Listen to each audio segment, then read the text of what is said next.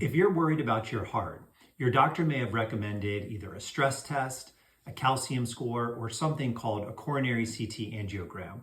But which one is right for you? Which one is going to give you the answers you need to prevent a heart attack, and which one is just going to leave you with more questions unanswered? Hi, I'm Dr. Kevin Passero, and in this video, I'm going to break down those 3 tests, talk about the pros, what they miss, what they find, and what might be right for you. So the number 1 cause of death in the United States is a heart attack. So heart scans are a clear and important way to understand your heart risk. So let's break these down and figure out which ones do which. So let's first talk about the calcium score. The calcium score is a simple X-ray of the arteries around the heart done by a CAT scan machine. It shows us if there's calcifications, which are signs of old plaque that's been around for a while, which can be very useful because calcium scores above 100 or 200 or 300 or 400 are clear signs that there's advanced coronary disease going on in that person's arteries, and they're at significant risk for a heart attack in the next few years. However, what does a calcium score miss? This is the important part. The calcium score cannot detect soft plaque. And soft plaques are often the most dangerous kind because those are the plaques that can rupture and abruptly block an artery. And that's exactly what I talked about before, that a lot of people that have heart disease, their first symptom is a fatal heart attack. And the soft plaque are the things that cause that type of issue. So some pros and some cons for calcium scores. It's inexpensive and it is low radiation and non-invasive. Now let's talk about the most common test that most people are familiar with, which is the stress test. Usually done in a cardiologist's office. A stress test is when they hook you up to an EKG machine, which monitors the activity of your heart, and you walk or run on a treadmill. Now, sometimes they also use a little bit of nuclear dye to better visualize what's going on with the heart. Now, the stress test is designed to look for blood flow deficiencies to any area of the heart, because if one of the vessels is clogged enough, and the blood can't get to the heart muscle, when you're walking or running on the treadmill, the heart starts working harder. And if there's not enough blood, they can see the abnormality on the EKG. So the stress test is designed specifically to look for blood flow reduction to areas of the heart, which is super important because slow developing heart disease will slowly start to block the vessels. And if your heart disease is very stable, you may be lucky enough that your arteries are starting to get occluded, and the stress test will tell the cardiologist in enough time that they can determine that plaque has formed. However, the stress test can miss some big things. And that's because most people that can have advanced coronary disease don't have enough limited blood flow in order to trigger an abnormality on a stress test. Because as I explained in some other videos that will be posted later on, when a plaque forms in your arteries, it often starts to form working outward from the artery.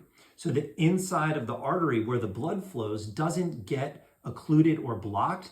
Like I said, it's like a hose, and the plaque starts to bubble out on the outside of the hose while the water still flows inside. But that plaque building on the outside, that's oftentimes soft, vulnerable plaque, and that's the plaque that ruptures. And then when it ruptures, it fills into the artery, blocks the blood flow, and there you have a heart attack. So a stress test, valuable test, but it can miss quite a lot.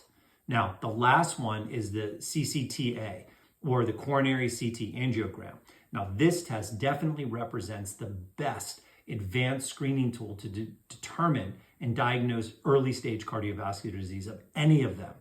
The CCTA uses a CAT scan machine like the calcium score, but it takes a lot more pictures of the vessels around the heart. The downside of that is that it does require more radiation to do so, but newer machines and newer techniques really deliver a dose of radiation that's not a significant concern, especially if you take steps ahead of time. Now, additionally, they do have to give you a little bit of contrast dye to be able to visualize the arteries in 3 dimensions. So what you end up getting is this incredible 3-dimensional rendition of all of the coronary arteries of your heart that show us not just the calcified plaque like we see on the calcium score, but it also shows us the soft plaque.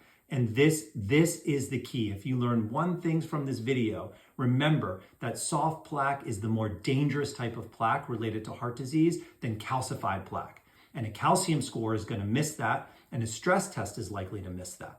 Now, the CCTA will pick up that calcified plaque, but also that soft plaque. And that's where I see patients in the clinic, they have a calcium score of 0. We think, okay, they're in great shape.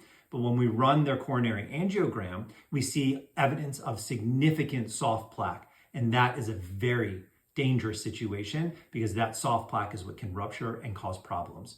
So that's a quick overview of those 3 different tests. Which one's the best? It really depends on you. If you've got very little cardiovascular disease risk, you've got great numbers, you've had your high-risk labs screened for, you don't have a strong family history, you're not overweight, you don't have diabetes, your blood pressure is controlled, maybe a calcium score would be fine for you. If you definitely have any symptoms, shortness of breath, or you're feeling any kind of chest pain, you need to get right to your doctor and get a stress test. That's probably the most indicated part of it. Please do not assume that because you got a stress test from your doctor and it was okay, that you're in the clear for cardiovascular disease. That is not the case. The CCTA, that is really for people that have some more concerns around their cardiovascular disease risk. I, for example, have elevated Lp(a) levels that I inherited from my parents. So my goal would be to get my baseline CCTA done by the time I'm 50 years old. So in somebody that has a little bit of elevated risk, that's a valuable test to have. If you've got a strong family history, or if you've been watching your cholesterol levels just climb over the years, or they've been high since you were in your 20s and 30s, and the doctors just keep saying, well, we'll keep an eye on it, we'll keep an eye on it. A CCTA is a great way for you to understand what's going on inside the arteries of your heart. And a lot of functional medicine doctors that are really focused on prevention recommend everyone get a CCTA by the time they're 45 or 50 years old, simply because, as I said at the beginning of the video, heart disease is the #1 killer of all Americans. So these 3 scans, they all give us important information. You need to think about heart scans as part of your preventative cardiovascular disease prevention model. If you're not thinking about these scans, you don't have the whole picture. Now, blood tests are also important. We do know that basic cholesterol labs, cholesterol panels miss so much. That is 60-year-old science. There has been massive advances in blood tests that work with scans and can help identify whether or not you're somebody that has the risk factors that would necessitate you to go ahead and get a scan.